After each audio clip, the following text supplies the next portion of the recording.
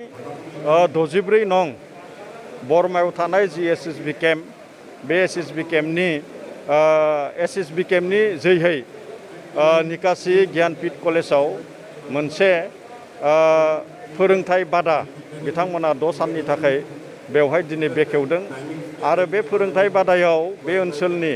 निकासि जपादं सुबनकाटा दारागाव बे ओनसोलनि खमैबो सा 1500 सेंग्रा सिख्लाफोरा लाइमोनफोरा बेवहाय बाहागो लादों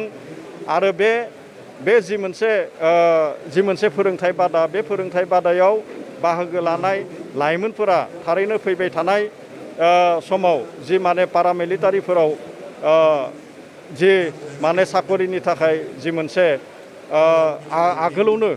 सोलोंखानानै थानाय प्रि रिक्रुटमेन्ट ट्रेनिं होननानै बुंदों बेखौ निश्चय थारैनो बे लाइमोनफोरा मोननो हागोन आरो बिटिआर एकर्डनि गेजेरजों जि माने फैबाय थानाय समाव बे बिटिआर ओनसोलनि बर' लाइमोनफोरजों लोगोसे गुबुन गुबुन रावारि लाइमोनफोरखौबो जेरैबायदिहाय आसाम पुलिसावनो होन पारामिलिटारियावनो होन थिसननायनि जि मोनसे राहा लामा बिटिआर सरकारनिफ्राय लानाय जादों आरो बे जि हाबाफारि बे जि मोनसे थांखि बे थांखियाव नैबे एसएसबि 64 नं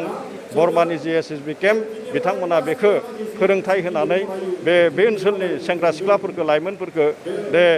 गावनि जि जिउ राहा खुंनायनि जि मोनसे हाबाफारि बेखौ मोनहोनायाव गोरलैसिन खालामनानै होनो हागोन। मोननैबो रोखोमनि फोरोंथायखौ होनाय जागोन मोननैबो रोखोमनि जायखौ जोङो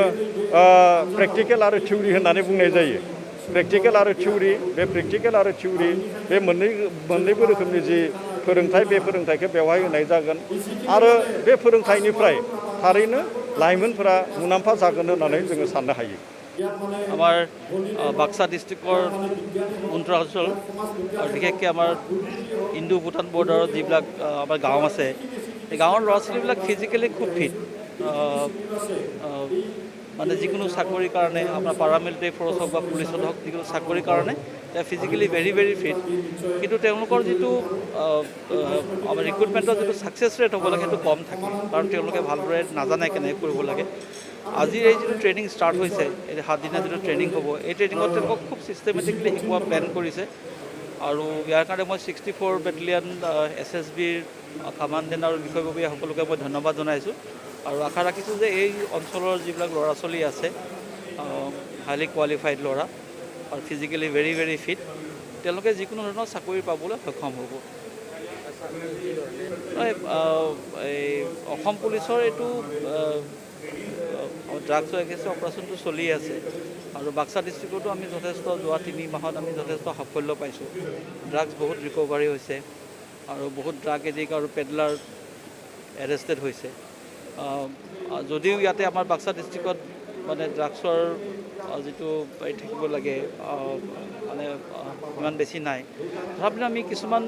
ইভেন গাঁৱলীয়া অঞ্চলত আমি ড্ৰাগ এডিক্ট ল'ৰা পাইছোঁ আৰু ইভেন পেডলাৰ পাইছোঁ। তো আমি একশ্যনবিলাক লৈ আছোঁ আৰু ইয়াত আমাৰ ৰাইজে খুব সহায় কৰিছে। ৰাইজে খবৰ দিয়ে যিবিলাক সচেতন নাগৰিক তেওঁলোকে খবৰ দিয়ে আমাক আমাৰ টুইটাৰ হেণ্ডেলৰ থ্ৰুদি হওক বা আমাৰ ফেচবুকতে হওক বা আমাৰ যিবিলাক নম্বৰ আছে পুলিচৰ বা লোকেল থানা বা আউটপোষ্টত সকলোতে আমাৰ ৰাইজে খুব সহায় সহযোগ আগবঢ়াইছে। মই আশা ৰাখিছোঁ আৰু সকলো ৰাইজক মই আহ্বান জনাব বিচাৰোঁ যে ড্ৰাগছৰ বিৰুদ্ধে হওক বা যিকোনো ধৰণৰ ক্ৰাইমৰ এগেইনষ্টে হওক কোনো ধৰণৰ খবৰ যদি থাকে আপোনালোকে আমাক খবৰ দিয়ক। আপোনালোকৰ পৰিচয় আমি সম্পূৰ্ণ গোপনে ৰাখিম আৰু কোনেও গম নাপাব আৰু আমাৰ সমাজক ড্ৰাগ মুক্ত আৰু অপৰাধমুক্ত কৰাত আমাক সহায় কৰক। गृह मंत्रालय का एक अभिन्न अंग है जिसमें केंद्र सरकार के द्वारा बोडो अकॉर्ड के अंतर्गत बॉर्डर एरिया के जितने भी यूथ हैं इनको प्री रिक्रूटमेंट ट्रेनिंग के बारे में एजुकेट करने के लिए अवेयरनेस देने के लिए